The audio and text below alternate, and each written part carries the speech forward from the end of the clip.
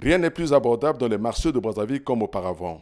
Tous les prix des denrées alimentaires de grande consommation ont augmenté. Le carton de 30 kilos, on achetait ça au moins de 30 000. Mais là, quand tu vas aller, c'est plus de 36 000, 38 000, les gros poissons là. Même là, si vous faites le constat sur ma table, là, il n'y a pas vraiment les gros poissons. Donc, on est obligé d'acheter le petit poisson. Tu vois ça là qu'on met à 2,500. Auparavant, on mettait ça 3 gros poissons à 500. Donc, les prix vraiment sont toujours augmentés. Même le poisson d'eau douce, produit localement et beaucoup prisé par les ménages brazzavillois, remporte la palme de la plus forte augmentation de prix, aussi bien au niveau des marchés de Magno qu'au port autonome de Brazzaville, principale source d'approvisionnement des femmes revendeuses.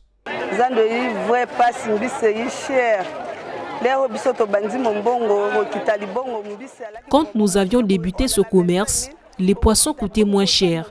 Avec 25 000 francs CFA, c'était une bonne affaire. Aujourd'hui, ce n'est plus le cas. Les poissons comme ça, là, 26 000. J'ai payé ça à 26 000. Donc,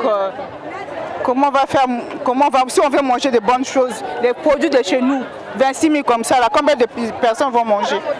Donc, je vais faire le marché de combien? 50 000. Les femmes, en tant que gestionnaires clés des foyers, ressentent de manière aiguë les répercussions de cette inflation sur leur portefeuille. Les prix ne sont pas fixes. Donc, si les prix ne sont pas fixes, moi je viens aujourd'hui. C'était peut-être 2500 demain. S'il y a le manque, ils vont augmenter peut-être à 3 000, 4 000, 5 000. Ça devient même le double par rapport aux années passées.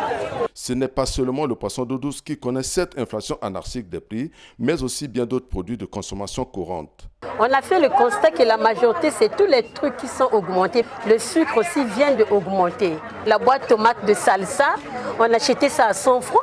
Mais là, quand tu vas demander sur les tables, là, tu vas voir la boîte tomate coûte à 200, 175. Cette inflation des prix, même des denrées alimentaires importées, qui se développe au vu et au sud du gouvernement, a un incident sur la sécurité alimentaire des Congolais qui éprouvent des difficultés pour bien nourrir leur famille. Nous, en tant que consommateurs, on a envie de réclamer. On ne peut plus manger de bonnes choses comme avant, donc les enfants ne mangent plus à leur faim. Des coûts galopants que les grossistes justifient par la saison et la multiplicité des taxes depuis les marchés forains. Pour le moment, il y a l'inondation. Quand il y aura le tillage, les poissons vont beaucoup plus se voir. Les poissons se font rares. Donc, partant de ces causes-là, donc vous voyez que quand vous trouvez 2 ou 3 poissons, quand vous amenez ici, le prix ne peut qu'être exorbitant. Par exemple, les bananes, les poissons fumés, ainsi de suite, il y a trop de taxes. Des gens du marché, il y a les taxes des gens du budget, il y a les taxes de quoi là, il y en a beaucoup là-bas. Donc une mallette peut payer au moins 1000 à 1500 francs. Mais quand il arrive sur le terrain, il trouve cela, le prix ne peut qu'augmenter.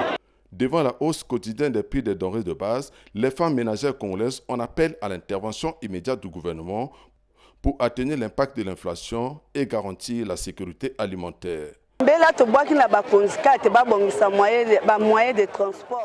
Nous demandons au gouvernement d'améliorer les conditions de transport fluvial en renouvelant les infrastructures de transport pour l'acheminement des marchandises.